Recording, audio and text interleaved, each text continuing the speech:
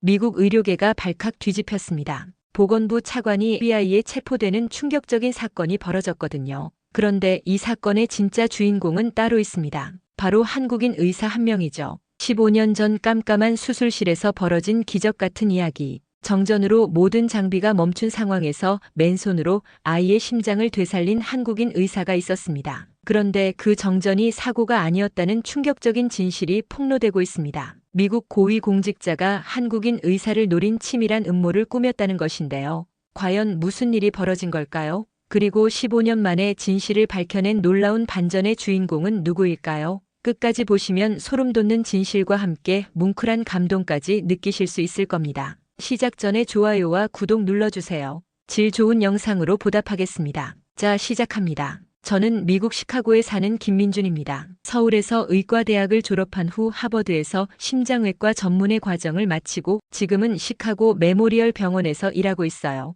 미국에 온 지 10년이 넘었지만 아직도 가끔은 이방인이라는 느낌을 지울 수 없었습니다. 그날 밤도 평상시와 다름없이 병원에서 늦은 수술을 마치고 집에 가려던 참이었어요. 시계를 보니 밤 11시가 넘어 있었죠. 복도를 걸어가는데 갑자기 응급실에서 사이렌 소리가 울려 퍼졌습니다. 닥터 김, 응급 환자입니다. 간호사가 다급하게 뛰어와서 저를 불렀어요. 응급실로 향하는 동안 가슴이 두근거렸습니다. 야간 응급수술은 언제나 긴장되거든요. 응급실 문을 열자 충격적인 광경이 펼쳐졌어요. 7살 정도로 보이는 금발의 작은 여자아이가 침대에 누워 있었습니다. 얼굴이 파랗게 질려 있었고 숨쉬기조차 힘들어 보였어요. 옆에서는 백인 부부가 눈물을 흘리며 아이를 지켜보고 있었죠. 에밀리라고 합니다. 갑자기 쓰러져서 응급실로 왔어요. 담당 의사가 차트를 건네며 설명했습니다. 엑스레이 사진을 보는 순간 심장이 멈출 뻔했어요. 복잡한 선천성 심장병이었습니다. 좌심방과 우심실이 연결되어 있고 대동맥도 잘못된 위치에 있었어요. 수술이 가능한가요? 아버지 마이클이 떨리는 목소리로 물었습니다. 정직하게 말씀드려야 했어요. 매우 어려운 수술입니다. 성공률이 높지 않아요. 그때 뒤에서 날카로운 목소리가 들렸습니다. 김 박사, 잠깐 얘기 좀 하죠. 돌아보니 존 윌슨 병원장이 서 있었어요. 평소에도 저를 곱지 않게 보던 분이었죠. 복도 한쪽으로 끌려가며 그의 차가운 시선을 마주했습니다. 이런 고위험 수술은 우리 병원에 부담이 됩니다. 다른 곳으로 이송하는 게 좋겠어요. 병원장님, 아이가 위험한 상태인데요. 그건 우리가 해결할 문제가 아닙니다. 실패하면 병원 평판에 타격이 있을 텐데 특히 당신 같은 외국인 의사가 수술했다가 문제가 생기면 더 복잡해져요. 마지막 말에서 그의 진짜 속마음이 드러났어요. 결국 인종 문제였던 거죠. 하지만 저는 의사였습니다. 환자의 생명 앞에서 그런 건 중요하지 않았어요. 수술하겠습니다. 윌슨 병원장의 얼굴이 일그러졌지만 저는 뒤돌아 에밀리의 부모님께로 갔습니다. 두 분의 절망적인 표정을 보며 마음이 무거워졌어요. 최선을 다하겠습니다. 에밀리를 수술실로 옮기는 동안 아이의 작은 손이 제 손가락을 꼭 잡았어요. 파란 눈동자로 저를 바라보는 모습이 너무나 애틋했습니다. 반드시 살려내야겠다고 다짐했죠. 수술실에 들어서는 순간 갑자기 모든 불이 꺼졌습니다. 정전이었어요. 예비 전력도 작동하지 않았습니다. 완전한 암흑 속에서 에밀리의 생명이 위험에 빠진 거였어요. 완전한 어둠이었습니다. 수술실의 모든 장비가 멈춰버렸어요. 에밀리의 생명 유지 장치, 심전도 모니터, 인공 심폐기까지 모든 게 꺼진 상태였습니다. 응급 조명마저 켜지지 않았어요. 이상해요. 예비 전력이 작동하지 않네요. 마취과 의사가 당황하며 말했습니다. 이런 일은 처음이었어요. 아무리 정전이 되어도 수술실만큼은 예비 전력으로 보호되어야 하는데 말이죠. 휴대폰 플래시라도 켜주세요. 제가 소리쳤습니다. 간호사들이 급히 휴대폰을 꺼내 조명을 비춰주었어요. 희미한 빛 아래서 에밀리의 얼굴을 확인했습니다. 입술이 더욱 파래져 있었어요. 혈압이 떨어지고 있어요. 간호사가 손목으로 직접 맥박을 재며 알려주었습니다. 시간이 없었어요. 지금 당장 수술을 시작하지 않으면 에밀리는 죽을 수도 있었습니다. 수술용 헤드랜턴 있나요? 있어요. 다행히 응급용 헤드랜턴이 준비되어 있었어요. 머리에 착용하고 에밀리의 가슴을 열기 시작했습니다. 평소와는 완전히 다른 환경이었지만 포기할 수는 없었죠. 그때 수술실 문이 벌컥 열렸습니다. 윌슨 병원장이 들어온 거예요. 김 박사, 지금 당장 수술을 중단하세요. 왜요? 환자가 위험해요. 정전 상황에서 수술을 강행하는 건 의료사고를 자초하는 일입니다. 즉시 중단하고 다른 병원으로 이송하세요. 윌슨 병원장의 목소리가 수술실에 울려 퍼졌어요. 하지만 저는 손을 멈출 수 없었습니다. 에밀리의 심장을 직접 보니 상태가 예상보다 훨씬 심각했거든요. 이송하는 동안 아이가 죽을 수도 있어요. 그건 정전 때문이니까 우리 책임이 아닙니다. 하지만 당신이 계속 수술한다면 모든 책임은 당신이 져야 해요. 윌슨 병원장이 협박하듯 말했어요. 그 순간 이상한 느낌이 들었습니다. 왜 이렇게까지 수술을 막으려 하는 걸까요? 단순히 병원 평판 때문일까요? 저는 의사입니다. 환자를 살리는 게 제 의무예요. 메스로 에밀리의 심장 주변을 조심스럽게 절개하며 말했어요. 헤드랜턴 불빛만으로는 시야가 제한적이었지만 집중할 수 있었습니다. 서울대 의대 시절 교수님이 항상 강조하셨던 말이 떠올랐거든요. 의사는 어떤 상황에서도 환자를 포기하면 안 된다. 윌슨 병원장이 화가 난 표정으로 수술실을 나갔어요. 하지만 뭔가 수상했습니다. 보통 병원장이라면 정전 복구에 신경을 써야 하는데 왜 여기서 수술만 막으려 하는 거죠? 15분이 지났습니다. 저는 에밀리의 잘못 연결된 혈관들을 하나씩 분리하고 있었어요. 가장 어려운 부분이었습니다. 한 번이라도 실수하면 되돌릴 수 없거든요. 김 박사님 대단해요. 이런 조건에서 어떻게? 젊은 간호사가 감탄하며 말했습니다. 사실 저도 신기했어요. 평소라면 절대 시도하지 않았을 수술이었거든요. 하지만 에밀리의 작은 얼굴을 보니 포기할 수 없었습니다. 그때 갑자기 발전 기실에서 큰 소리가 났어요. 뭔가 이상해요. 정전이 이렇게 오래 갈 리가 없는데. 경험 많은 간호사가 의심스럽다는 듯이 말했습니다. 저도 같은 생각이었어요. 시카고 메모리얼 병원은 최신 시설을 갖춘 곳이었는데 이런 장시간 정전은 있을 수 없는 일이었죠. 간호사님, 혹시 발전 기실 확인해 볼 수 있어요? 지금은 수술이 중요해요. 나중에 확인해 봐도. 아니에요. 뭔가 이상해요. 그때였습니다. 또에서 쓴 병원장과 그 순간 심전도 화면에 평선이 나타났습니다. 에밀리의 심장이 멈춘 거였어요. 완전한 정적이었습니다. 심전도 모니터의 평선만이 에밀리의 상태를 보여주고 있었어요. 제 손은 아이의 작은 심장을 감싸고 있었습니다. 체온이 점점 식어가는 게 느껴졌죠. 순간 머릿속이 하얘졌어요. 10년간 수많은 수술을 해왔지만 이렇게 절망적인 순간은 처음이었습니다. 헤드랜턴 불빛 아래서 간호사들의 당황한 얼굴이 보였어요. 하지만 포기할 수는 없었습니다. 에밀리의 부모님이 복도에서 기다리고 계셨거든요. 마이클 아버지가 마지막에 제 손을 잡으며 했던 말이 떠올랐어요. 제발 우리 딸을 살려주세요. 저는 즉시 심장 마사지를 시작했습니다. 직접 심장을 손으로 압박하며 혈액순환을 도왔어요. 서울대 의대에서 배운 응급처치법이었습니다. 미국에서는 잘 사용하지 않는 직접 압박법이었지만 이런 극한 상황에서는 효과적일 수 있었거든요. 김 박사님, 이미 3분이 지났어요. 간호사가 걱정스럽게 말했습니다. 뇌사 위험 시간이 다가오고 있었어요. 그래도 저는 포기하지 않고 계속 마사지를 했습니다. 한국 속담이 떠올랐거든요. 하늘은 스스로 돕는 자를 돕는다. 그때 갑자기 미약한 진동이 느껴졌습니다. 심장이 다시 움직이려고 하는 것 같았어요. 더 집중해서 리듬에 맞춰 마사지를 계속했습니다. B-.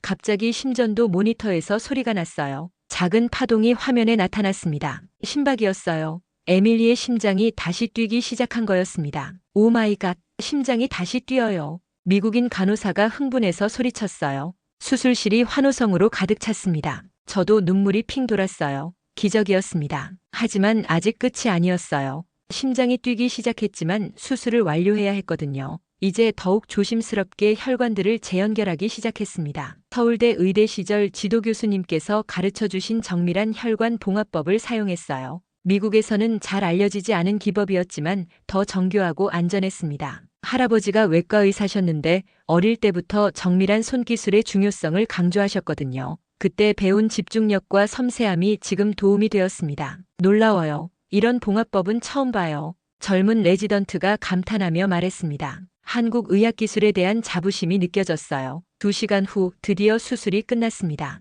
에밀리의 심장이 정상적으로 뛰고 있었어요. 작은 가슴이 규칙적으로 오르락 내리락 하는 모습이 너무나 아름다웠습니다. 수술실 문을 열고 나가는 순간 복도에서 기다리던 부모님이 보였어요. 마이클과 사라는 밤새 기도하며 기다렸다고 했습니다. 수술이 성공했습니다. 제가 말하자 사라가 그 자리에서 무릎을 꿇고 울음을 터뜨렸어요. 마이클은 제 앞에 서서 눈물을 흘리며 말했습니다. 닥터 김, 당신은 기적을 만들어냈어요. 우리 가족의 영웅입니다. 미국 사람들이 좀처럼 하지 않는 깊은 감사의 표현이었어요. 문화의 벽을 넘어선 진정한 감동이었습니다. 그때 윌슨 병원장이 나타났어요. 얼굴에는 믿을 수 없다는 표정이 가득했습니다. 어떻게 정전 상황에서 이런 복잡한 수술을 성공시킨 거죠? 목소리에는 분명 당황한 기색이 있었어요. 마치 수술이 실패하기를 바랐던 것처럼 보였습니다. 그 순간 확신했어요. 뭔가 숨기고 있는 게 분명했습니다. 환자를 살리는 게 의사의 본분이니까요.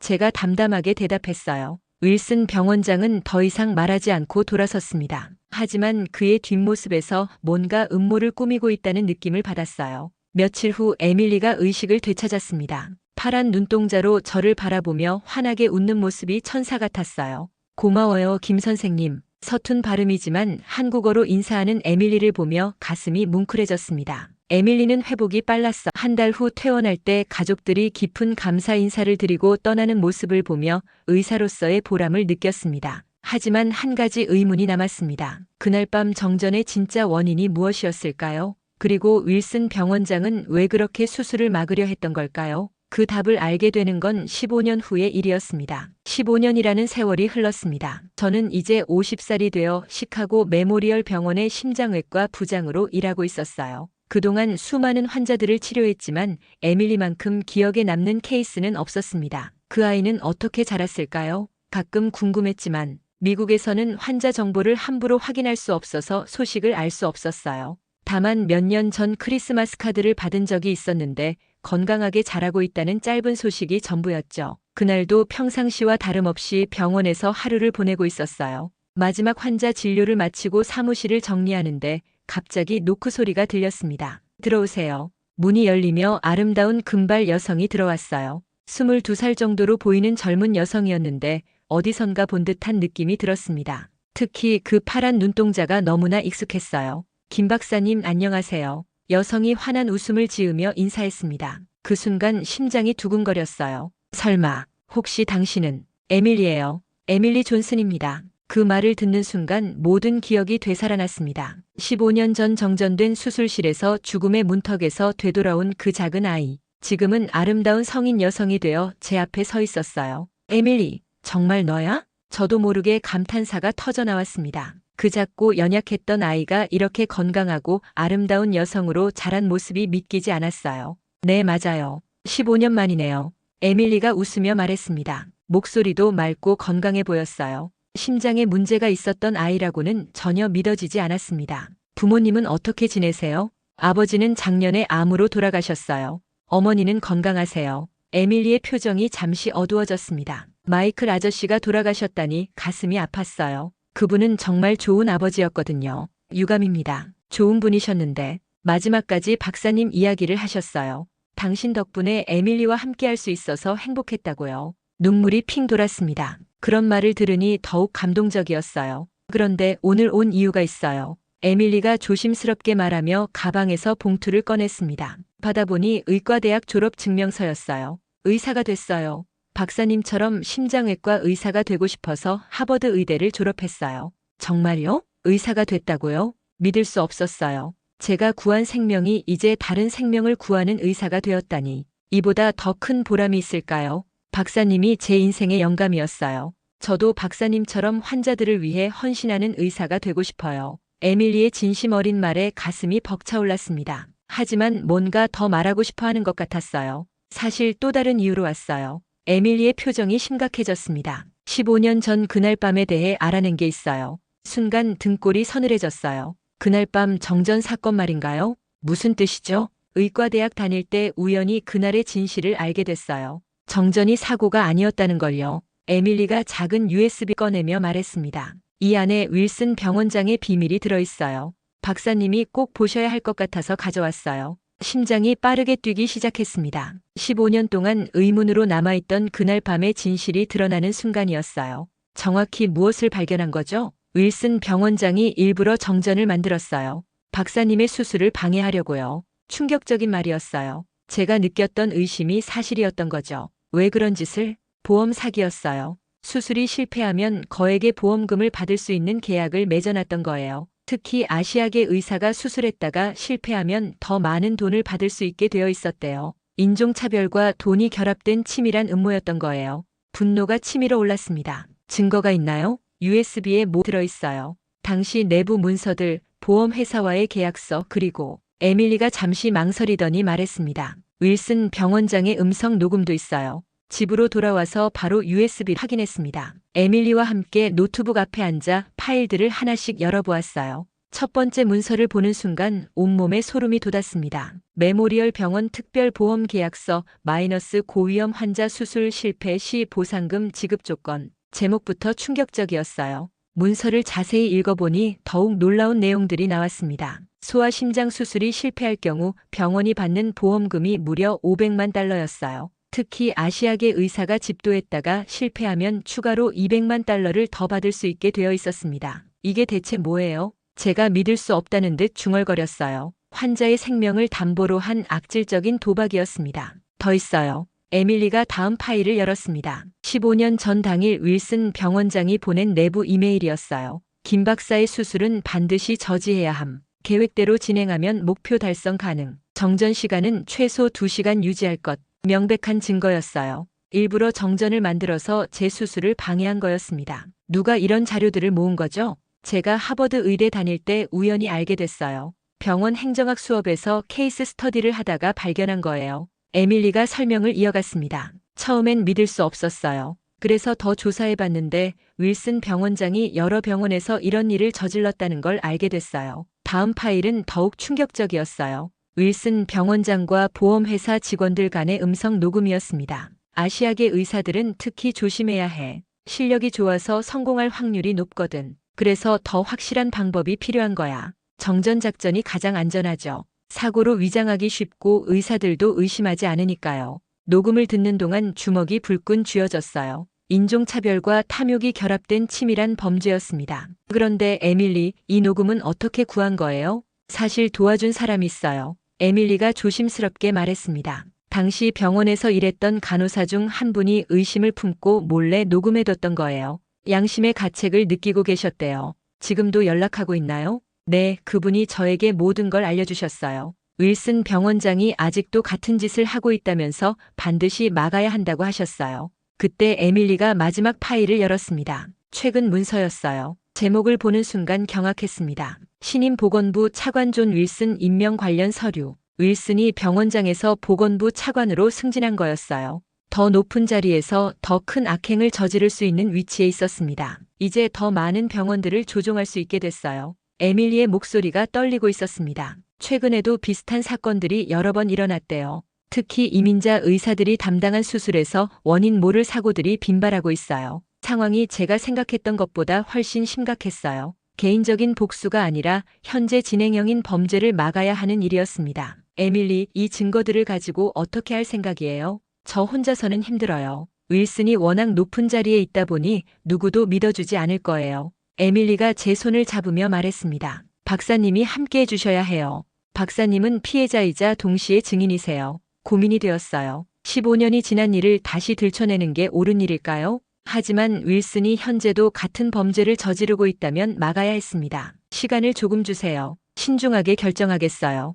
그날 밤 잠을 이룰 수 없었어요. 15년 전 에밀리를 살려낸 그날 밤이 계속 떠올랐습니다. 만약 제가 포기했다면 지금 이 순간도 없었을 텐데. 그리고 앞으로도 비슷한 피해자들이 계속 생겨날 텐데. 다음 날 아침 결심을 굳혔습니다. 에밀리에게 전화를 걸었어요. 에밀리, 함께 싸워봅시다. 에밀리와 함께 FBI 시카고 지부를 찾아갔습니다. 의료 사기와 보험 사기는 연방 범죄였기 때문에 FBI의 관할이었어요. 담당 수사관 제임스 브라운 요원을 만나서 모든 증거를 제출했습니다. 흥미로운 케이스네요. 하지만 15년 전 일이고 피의자가 현재 보건부 차관이라는 점이 문제입니다. 브라운 요원이 심각한 표정으로 말했어요. 그래도 증거가 명확하잖아요. 음성 녹음도 있고 문서들도 있는데요. 에밀리가 답답해하며 말했습니다. 녹음의 진위 여부를 확인해야 하고 문서들도 조작 가능성을 검토해야 합니다. 시간이 필요해요. 브라운 요원의 말에 실망했지만 어쩔 수 없었어요. 법적 절차를 거쳐야 했으니까요.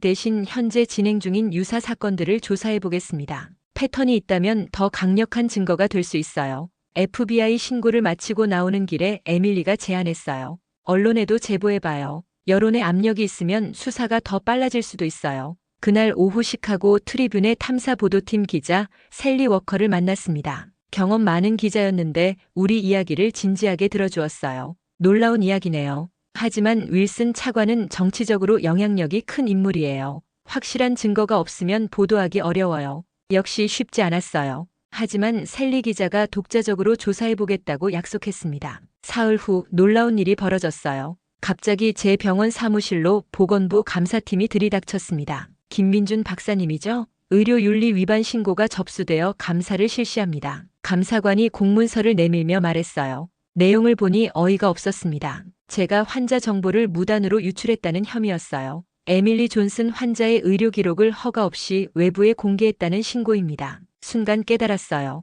윌슨의 반격이었습니다. 우리가 증거를 수집하고 신고한 걸 알고 먼저 저를 궁지로 몰아넣으려는 거였어요. 이건 말도 안 되는 누명이에요. 환자 본인이 직접 온 거라고요. 그럼 증명해보세요. 환자가 직접 동의했다는 서류가 있나요? 감사관이 냉정하게 말했어요. 병원 내 CCTV 확인하고 컴퓨터 기록까지 조사했습니다. 하지만 공식적인 환자 동의서는 없었어요. 에밀리와 개인적으로 만난 것이었으니까요. 그날 저녁 에밀리에게 전화했어요. 에밀리, 큰일이에요. 윌슨이 반격하기 시작했어요. 저도 이상한 일이 생겼어요. 갑자기 하버드 의대에서 제 졸업 학점에 문제가 있다고 연락이 왔어요. 윌슨이 자신의 인맥을 동원해서 우리를 압박하기 시작한 거였어요. 보건부 차관이라는 위치를 이용해서 말이죠. 다음 날 아침 더 충격적인 소식을 들었습니다. 셀리 워커 기자가 갑자기 보도를 취소했다는 거였어요. 상부에서 지시가 내려왔어요. 이 사건은 더 이상 다루지 말라고요. 셀리 기자의 목소리에는 분노와 무력감이 섞여 있었어요. 윌슨 차관 측에서 법적 대응을 시사했대요. 언론사도 감당하기 어려운 상황이에요. 결국 우리는 고립되었어요. 신중한 검토가 필요하다며 시간을 끌고 언론은 압력에 굴복했습니다. 그 사이 윌슨은 자신의 권력을 이용해서 우리를 궁지로 몰아넣고 있었어요. 그날 밤 집에 돌아와서 뉴스를 보다가 깜짝 놀랐습니다. 화면에 제 사진이 나오고 있었어요. 시카고 메모리얼 병원 심장외과 부장 김민준 박사, 환자 정보 유출 혐의로 조사 중. 뉴스 앵커가 차가운 목소리로 보도하고 있었어요. 15년간 쌓아온 명성이 하루아침에 무너지는 기분이었습니다. 휴대폰이 울렸어요. 에밀리였습니다. 박사님, 저희가 너무 성급했나 봐요. 윌슨의 힘이 생각보다 훨씬 세네요. 에밀리의 목소리가 절망적이었어요. 포기하지 마세요. 분명 방법이 있을 거예요. 하지만 저도 막막했어요. 상대는 보건부 차관이고 우리는 그냥 의사와 신입 의사였으니까요. 그때 갑자기 또 다른 전화가 걸려왔습니다. 모르는 번호였어요. 김 박사님이세요? 저는 당시 메모리얼 병원에서 일했던 간호사 린다 스미스입니다.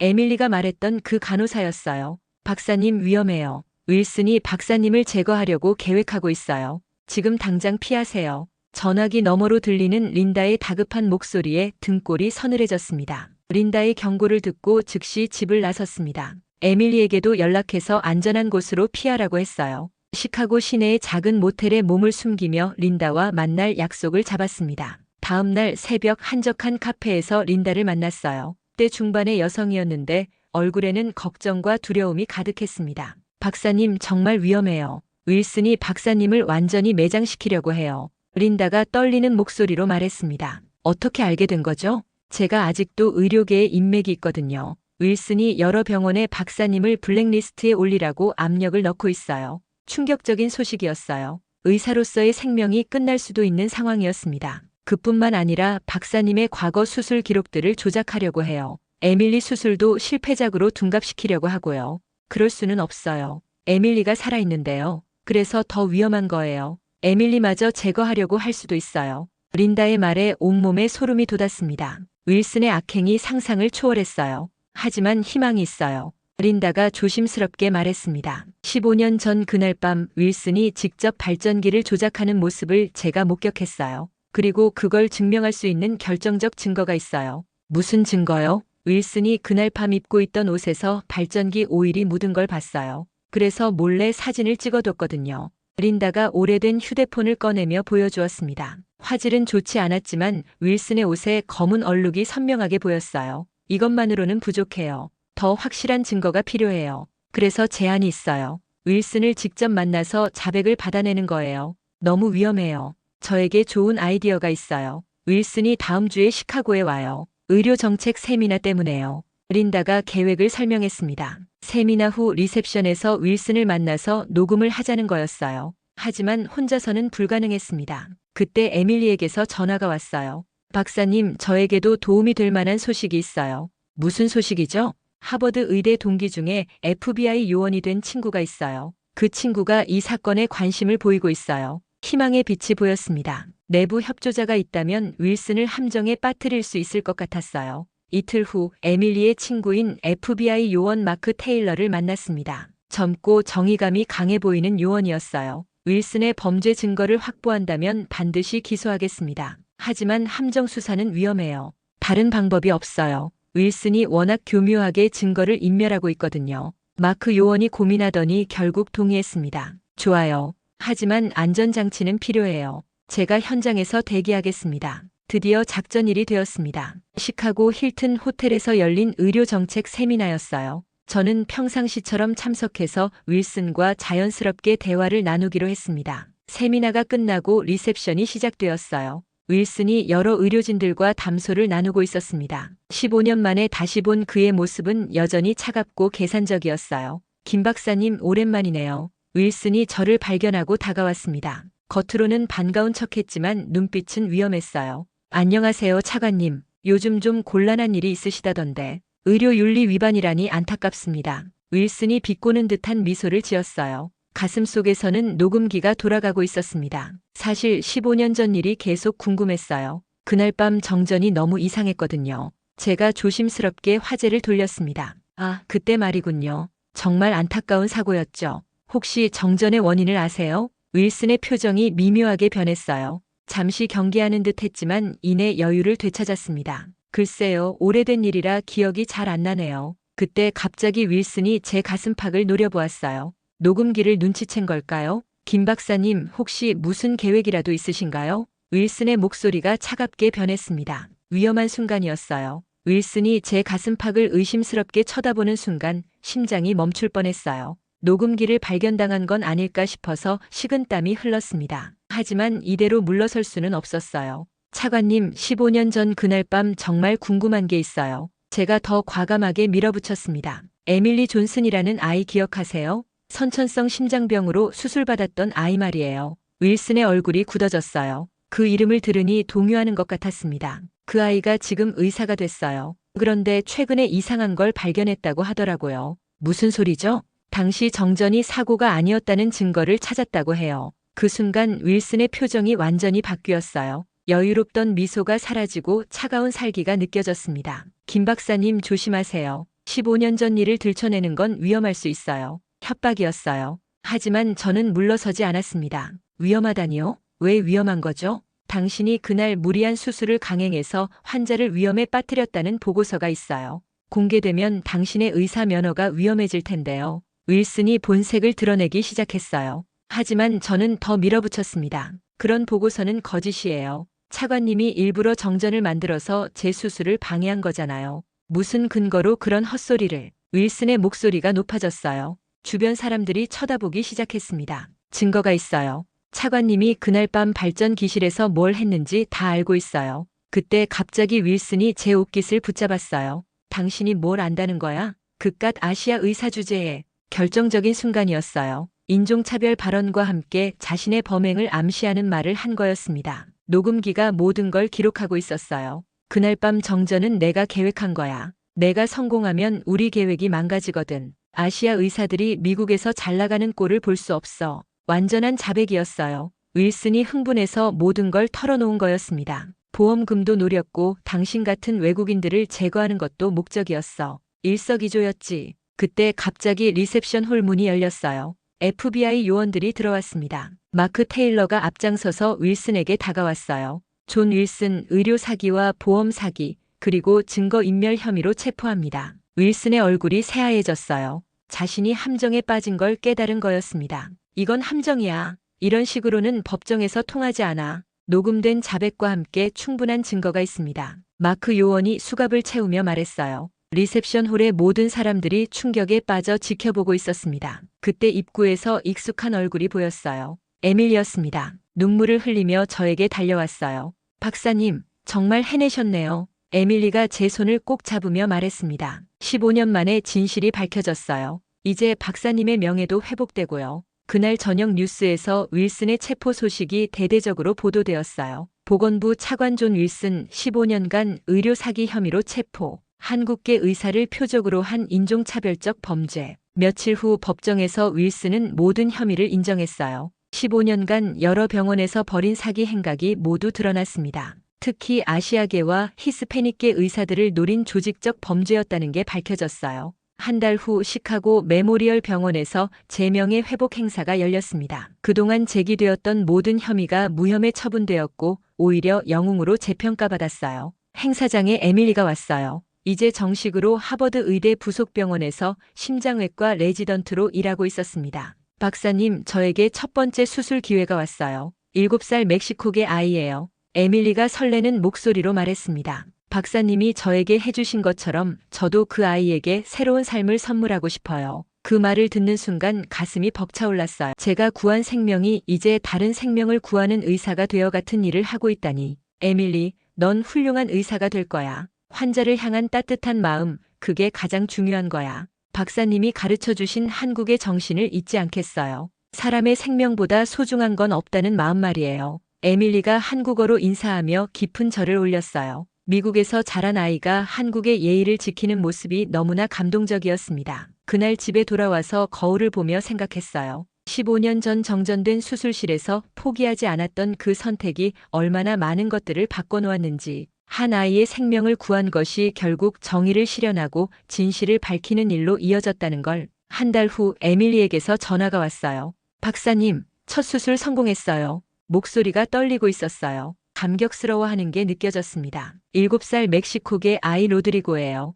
박사님이 저에게 해주신 것처럼 심장 마사지로 되살렸어요. 그 한국식 기법이 통했어요. 가슴이 뭉클해졌어요. 제가 한국에서 배운 의술이 에밀리를 통해 또 다른 생명을 구한 거였습니다. 그런데 더 놀라운 일이 있어요. 에밀리가 흥분해서 말했습니다. 로드리고 아버지가 저에게 이렇게 말했어요. 당신이 배운 그 한국 의사의 정신을 우리 아들에게도 가르쳐달라고요. 한국식 인사도 배우고 싶다고 하시더라고요. 눈물이 핑 돌았어요. 한국의 정과 의술이 미국 땅에서 이렇게 퍼져나가고 있다니. 그때 또 다른 전화가 걸려왔어요. 하버드 의대 학장이었습니다. 김 박사님, 저희 의과대학에서 박사님의 이름을 딴 김민준 휴머니즘 의학상을 신설하기로 했습니다. 믿을 수 없는 소식이었어요. 매년 인종과 국경을 넘어 환자를 위해 헌신한 의료진에게 수여할 예정입니다. 박사님의 정신을 후배들에게 물려주고 싶어서요. 며칠 후 시상식이 열렸어요. 하버드 의대 대강당이 전 세계에서 온 의료진들로 가득 찼습니다. 에밀리가 첫 번째 수상자로 선정되었어요.